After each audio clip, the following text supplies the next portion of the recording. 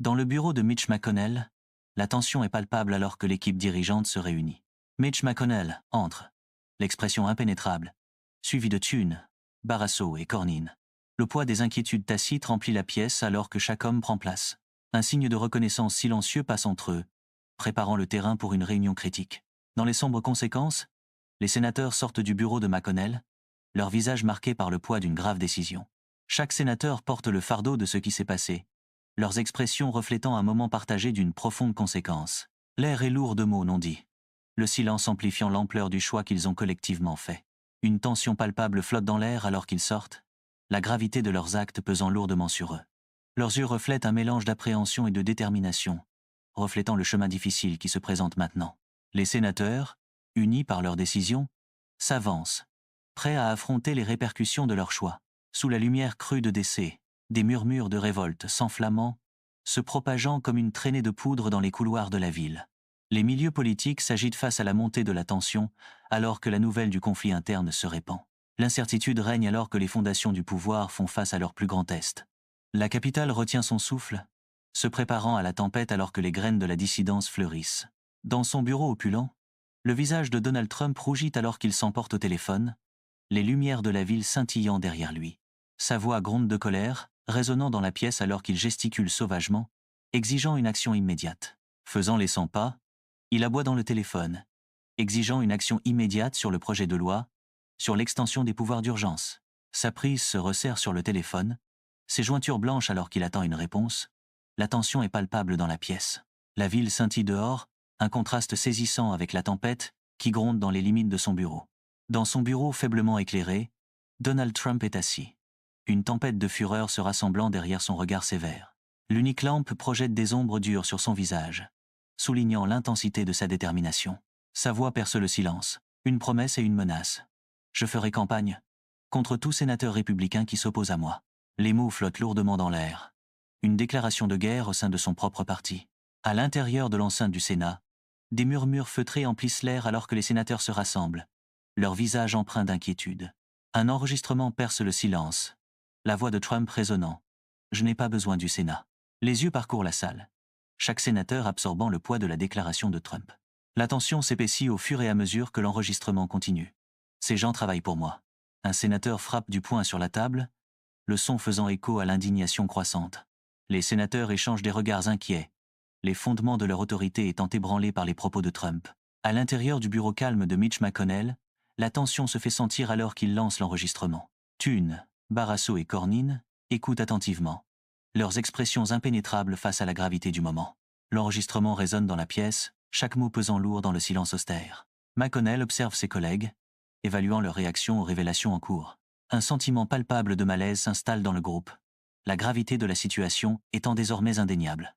Dans le bureau de Mitch McConnell, la tension remplit l'air, alors que des mots non dits pèsent lourdement. Le visage de Thune rougit, une tempête d'indignation grondant sous la surface. Chaque geste et regard en dit long sur le conflit grandissant. Les exigences de Trump résonnent dans la pièce, déclenchant un débat passionné sur le Groenland. Le poids de l'intrigue politique s'installe, les décisions planant dans la balance. Dans le bureau de Mitch McConnell, les ombres s'allongent, un témoignage silencieux de la tension qui monte. La voix de Barrasso perce le silence, mettant en garde contre les représailles imminentes de Trump. Le poids des conséquences politiques pèse lourdement dans l'air.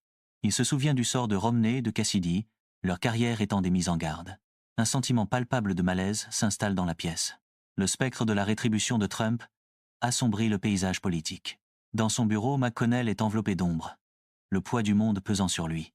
Des papiers jonchent le bureau, chacun témoignant de la tourmente intérieure. La douce lueur de la lampe de bureau projette de longues ombres dansantes. Son front se plisse. Une tempête de contemplation se prépare derrière ses yeux. « Trump va nous détruire de toute façon », murmure-t-il. Les mots lourds de résignation. « Défendre Trump ou défendre l'institution ?»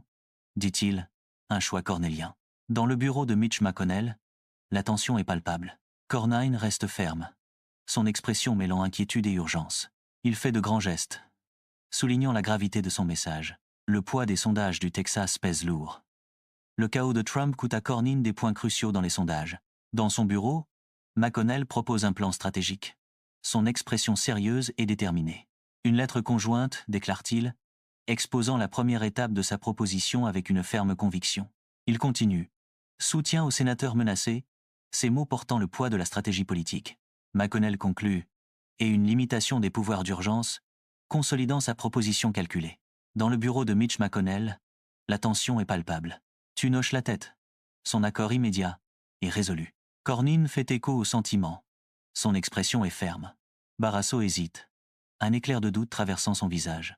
Il regarde autour de lui, puis finit par concéder avec un soupir. La décision est prise. Son poids s'installant dans la pièce. Mitch McConnell, le téléphone collé à l'oreille, travaille sur la ligne, le front plissé par la concentration. Il appelle d'urgence les sénateurs républicains, cherchant à consolider le soutien à sa cause. Le poids des manœuvres politiques se lisait profondément sur son visage. Romney, Collins et Murkowski s'engagent, narrent une voix, scellant des alliances cruciales. Dans son bureau, Lindsey Graham, connu pour défendre Trump, fait face à un carrefour moral. Le poids de la décision gravé sur son visage. La lumière du matin projette de longues ombres, reflétant le conflit interne qui fait rage en lui alors qu'il envisage un changement radical. Une résolution tranquille durcit son regard alors qu'il se penche en avant. Le sort est jeté pour une alliance audacieuse et inattendue. L'air crépite des implications tacites de son choix, une promesse silencieuse planant lourdement dans la pièce. Graham, contre toute attente, s'aligne avec l'opposition, préparant le terrain pour un séisme politique. La lumière du soleil entre dans le bureau de Marco Rubio, éclairant une pièce remplie d'une calme détermination. Le sénateur Rubio est assis à son bureau, le poids de la décision gravé sur son visage. Il contemple l'échiquier politique devant lui, un choix crucial se profile.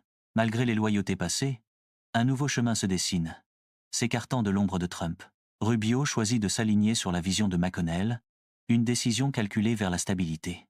Le regard du sénateur se durcit avec détermination, prêt à affronter les retombées politiques. Dans les bureaux du Sénat, une lettre prend forme, chaque mot étant une condamnation des actions de Trump. 5 pages remplies, la lettre est un avertissement sévère, une menace pour l'ordre constitutionnel. Le poids de la dénonciation pèse lourdement dans l'air. Un défi au pouvoir. Chaque phrase est soigneusement élaborée, une position ferme contre les empiétements perçus. Dans son bureau, le visage de Trump rougit lorsqu'on lui parle de la lettre. Ses yeux flamboyants de colère soudaine, une tempête se rassemble en lui. Les poings se serrent, les jointures blanches alors que la trahison s'installe. La pièce résonne de son rugissement. Traître. Le visage de Trump est une tempête de fureur.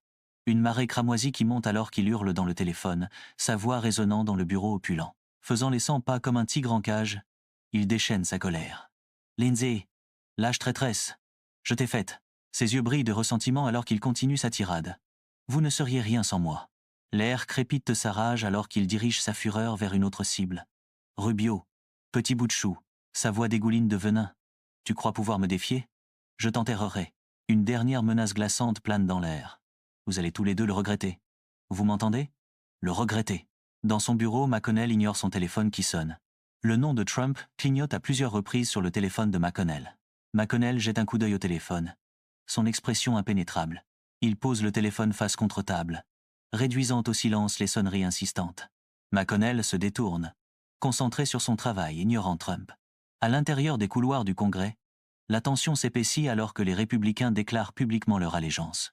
Une déclaration ferme consolide le soutien à Trump, résonnant à travers la grande architecture de la Chambre. Une faille s'agrandit, séparant visiblement la Chambre du Sénat. Les lignes politiques sont tracées, créant une division marquée au sein du gouvernement. À Washington, D.C., la caméra balaie des monuments emblématiques sous un ciel clair, symbole d'une nation divisée. Des fourgons de reportage bordent les rues, des antennes paraboliques pointées vers le ciel, diffusant le drame politique en cours. Un écran de télévision montre des têtes parlantes qui se disputent, leurs visages sombres, alors qu'ils dissèquent la scission du Parti républicain. Les journaux s'envolent des présentoirs, les gros titres hurlant le chaos au sein du GOP.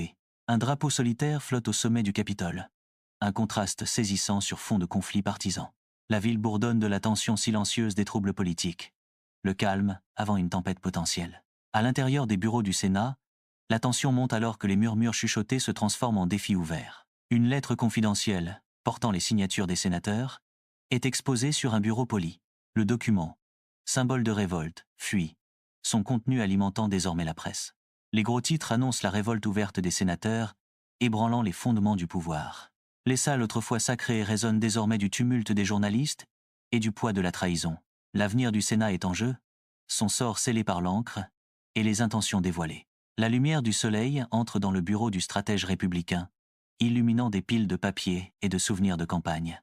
Le stratège se penche en avant, une lueur déterminée dans les yeux alors qu'il dévoile son plan. Un tableau blanc affiche une stratégie en 3 étapes soigneusement définies, chaque point étant souligné avec précision. La pièce vibre d'une intensité silencieuse, une bataille silencieuse se préparant contre la menace imminente des représailles de Trump. Chaque élément du plan est conçu pour neutraliser l'influence de Trump, un risque calculé dans un jeu à enjeux élevés. La lumière du soleil peint la pièce alors que Chuck Schumer est assis, l'inquiétude gravée sur son visage, un leader face à la tempête. Les sénateurs démocrates se concertent, leur visage reflétant un mélange d'anxiété et de résolution d'acier face à la crise. Des particules de poussière dansent dans l'air, illuminées par le soleil, tandis qu'une énergie nerveuse remplit la pièce. Ils se rassemblent autour de la table en acajou, un front uni qui élabore une stratégie contre le défi républicain.